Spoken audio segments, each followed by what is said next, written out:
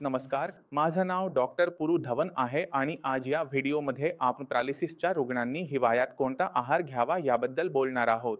जसे की सध्या हिवाळा सुरू आहे. हिवाळ्यात शरीरात अनेक बदल होतात. नैसर्गिकरित्या प्रत्येक व्यक्तीचं शरीराचं वजन वाढायला लागते आणि या कालावधीत आरोग्य चांगलं राहिलं जातं. कारण या काळात आजार कमी होतात. शरीरात ऊर्जा जास्त असते. आपण जे खाता ते खूप जलद पचतं आणि शरीराला लगेच मिळतं. म्हणजे हिवाळा हा कोणत्याही आजारासाठी खूप फायदेशीर असतो आणि पॅरालिसिससाठीही अगदी योग्य आहे. जर आपल्याला पॅरालिसिस झाला असेल आणि आपण आपल्या शरीराची पुनर्प्राप्ती करू इच्छित असाल, तर हिवाळ्यातील हे 4 महिने आपण चांगल्या प्रकारे वापरायला हवे. हिवाळा काही अडचणी घेऊन येतो, पण जो या अडचणींवर मात करेल, त्याला आपल्या शरीरात पुनर्प्राप्ती दिसून येईल. त्यामुळे आज आपण आहाराबद्दल बोलणार आहोत, की तो कसा असावा. आपला आहार आपल्या मेंदूसाठी असावा लागतो. कारण आपल्याला पॅरालिसिस झाला असताना मेंदूच्या आत एक नस फाटली होती आणि ती ब्री होत नव्हती. त्यामुळे आपले हात आणि पाय योग्य प्रकारे काम करत नव्हते. त्यामुळे जे खाणं आहे ते स्नायूंसाठी, हाडांसाठी आणि विशेषतः आपल्या मेंदूसाठी असायला हवं. कारण त्याला सर्वात जास्त विकास करायचा आहे. त्यानेच न्यूरोप्लास्टिसिटीच्या मदतीने स्वतःला सुधारायचं आहे, ज्यामुळे आपल्या हातांमध्ये आणि पायांमध्ये ताकद येईल. आपल्या आहारात आपण काय लक्षात ठेवायला हवं म्हणजे या काळात आपल्या आहारात ड्रायफ्रुट्स नक्कीच समाविष्ट करा. तुम्ही बदाम, अक्रोड किंवा इतर काहीही घ्या, पण रोज 56 दाणे काहीतरी खा कारण यामध्ये आवश्यक अमिनो ॲसिड्स असतात जे आपल्या मेंदूच्या कार्यक्षमतेसाठी खूप चांगले असतात. दुसरी गोष्ट जी आपल्याला घ्यायची आहे ती म्हणजे व्हिटॅमिन डी. अनेकदा जेव्हा आपण व्हिटॅमिन डी बद्दल बोलतो, तेव्हा रुग्णांना वाटतं की मी सूर्यप्रकाशात बसतोय, सूर्यप्रकाश घेतोय, त्यामुळे तो आपल्या दैनंदिन डोसला पूर्ण करेल. जर उन्हाळ्यात आपण घरात राहिल्यास, व्हिटॅमिन डी कमी झाल्यास आपल्या पुनर्प्राप्तीत अडचणी येतात. कारण व्हिटॅमिन डी च्या कमतरतेमुळे मायक्रो ब्लड सर्क्युलेशनवर परिणाम होतो. व्हिटॅमिन डी पुरेसे असेल, रक्ताचा सर्क्युलेशन चांगला चालेल, मेंदूपर्यंत ऑक्सिजन जाईल, पुनर्प्राप्तीला मदत होईल. त्यामुळे व्हिटॅमिन डी चा एकदा टेस्ट करून घ्या. जर व्हिटॅमिन डी कमी असेल, त्याचा सप्लिमेंट घ्या. जर व्हिटॅमिन डी पुरेसे असेल म्हणजे रक्तसंचार चांगला होईल, मेंदूपर्यंत ऑक्सिजन जाईल. व्हिटॅमिन डी चा टेस्ट करून घ्या. जर व्हिटॅमिन डी कमी असेल तर सप्लिमेंट नक्की घ्या. सूर्यप्रकाशातून आवश्यकतांसाठी पूर्ण करा. जर तुमच्या शरीरात व्हिटॅमिन डी कमी असेल तर त्याचा सप्लिमेंट नक्की घ्या. तर बाकीच्या दैनंदिन आवश्यकतांसाठी तुम्ही सूर्यप्रकाशातून ते पूर्ण करू शकता. जर आपण लक्षात ठेवले की सूर्यप्रकाशात बसूनही आपल्याला सूर्यप्रकाशाच्या फायदे मिळतात, तितकेच फायदे व्यायाम केल्याने मिळतात. जेव्हा आपण सूर्यप्रकाशात व्यायाम करत असतो, तेव्हा आपल्याला डबल फायदा मिळतो. त्यामुळे शरीर गरम होते, मसल्समध्ये कडकपणा येत नाही. हिवाळ्यामुळे व्हिटॅमिन डी चांगलं मिळतं आणि आपल्या व्यायामाच्या रुटीनमध्येही बिघाड होत नाही. हिवाळ्यात सूर्यप्रकाशाचा फायदा तीनही प्रकारे घ्यावा लागतो. आता आपण आहारात आणखी कोणते बदल करू शकतो जेणेकरून आपल्याला जास्तीत जास्त फायदे मिळू शकतील ते पाहू. या हिवाळ्यात आपण आपल्या आहारात काही गोष्टींचा समावेश करायला हवा, ज्या आपण उन्हाळ्यात खाता येत नाहीत. जसे मासे. तुम्ही उन्हाळ्यात मासे खाणं खूप कमी करता. आम्हाला मासे आणि चिकन आवडतात. हिवाळ्यात अनेकदा खाण्याची इच्छा होते. जसे की मला मासे खाण्याची इच्छा आहे. मला चिकन खाण्याची इच्छा आहे.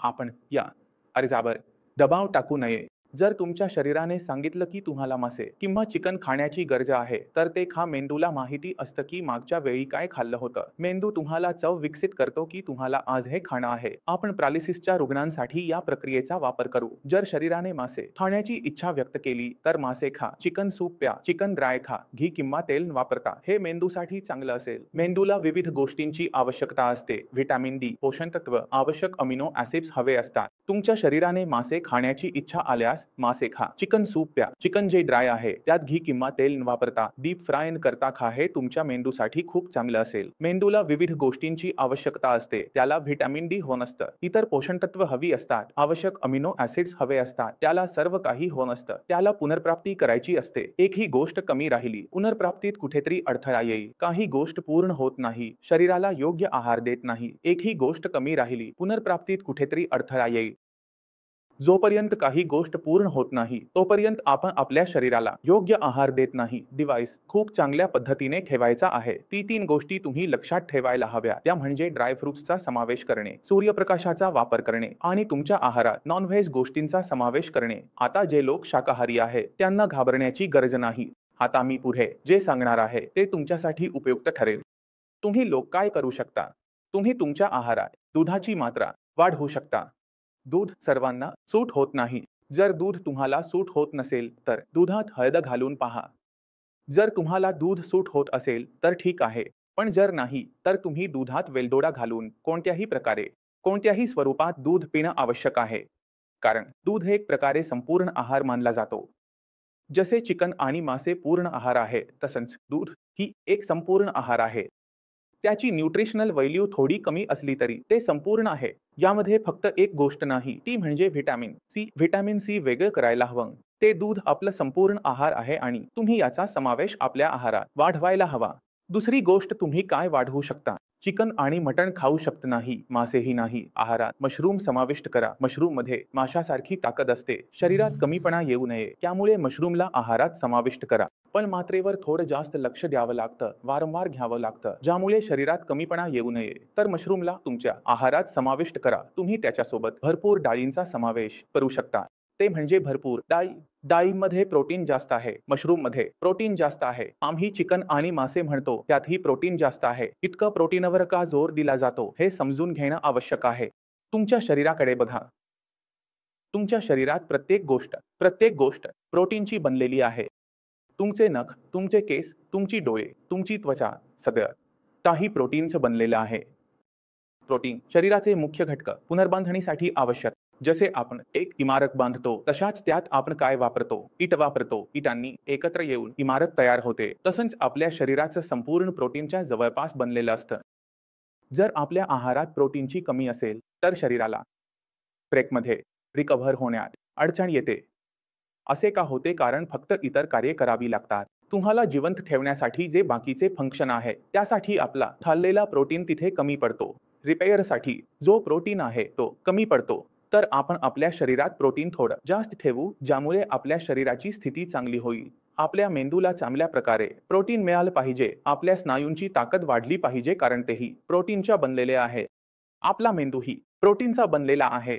त्याला कोणत्याही प्रकारची कमी जाणवू नये.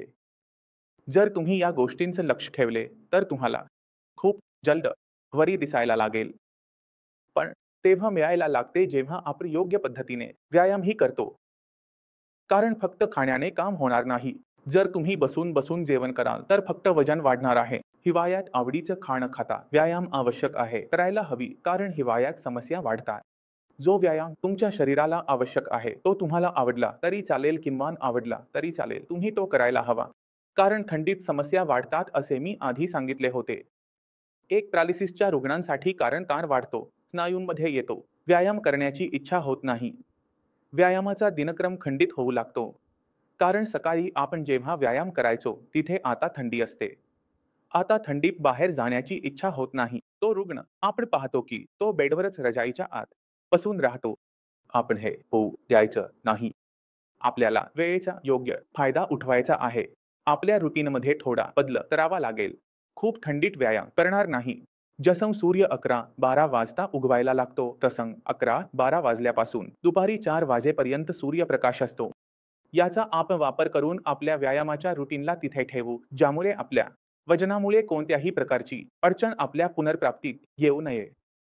तर आपल्याला त्याचा जास्तीत जास्त फायदा मिळावा. 2 गोष्टींवर काम केले. आपण व्यायामाचं पुन्हा नियोजन केलं आहे. आम्ही आमचा आहार सुधारला. आपण ज्या औषधांचा वापर करत आहोत ते सायन्स इंजिनियर्ससाठी आहे, ज्यांना माहित आहे की त्यांना काय करायचं आहे, कारण त्यांना आम्ही विशेष मार्गदर्शन देतो. तुम्हाला लक्षात ठेवायला हवं की तुमच्या औषधांच्या एड्सच्या पर्यायांमध्ये वाढ होत आहे.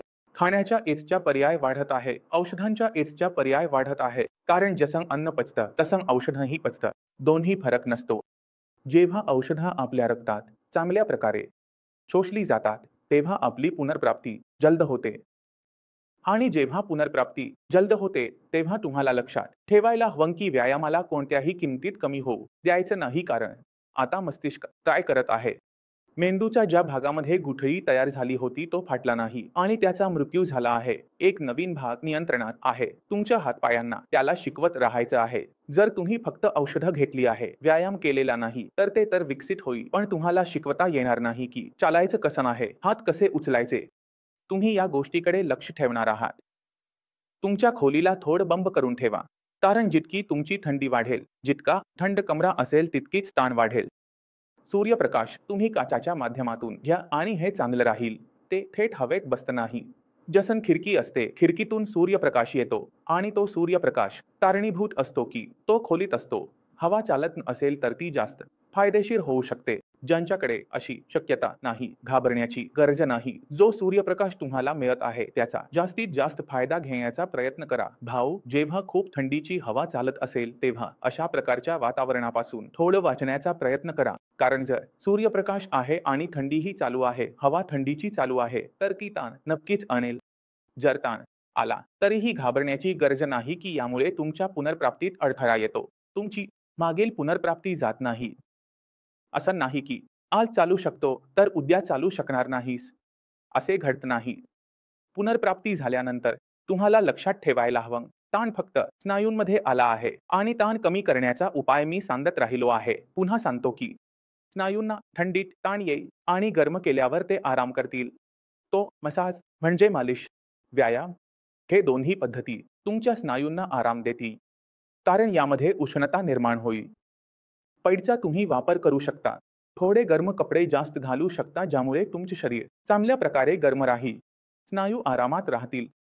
तुमच्या आत कोणत्याही प्रकारचा स्ट्रेस तुम्हाला दिसणार नाही. मी अपेक्षा करतो की आहाराबरोबरच तुम्ही खूप काही शिकाल. या व्हिडिओमध्ये आपल्याला कोणत्या गोष्टींचा विचार करावा लागेल. तरीही काहीही शंका असेल, काहीही विचारायचं असेल तर डॉक्टरांची टीम उपलब्ध आहे. मी त्यांची मदत घ्या. त्यांच्याशी विचारा, त्यांच्याशी बोला. ते तुम्हाला पूर्णपणे मदत करतील. या 4 महिन्यात खूप जलद माहिती आणण्यात. आता याच्यासोबत तुम्हा सर्वांना चालण्याची आज्ञा देतो. पुढील व्हिडिओमध्ये भेटू. तोपर्यंत नमस्कार.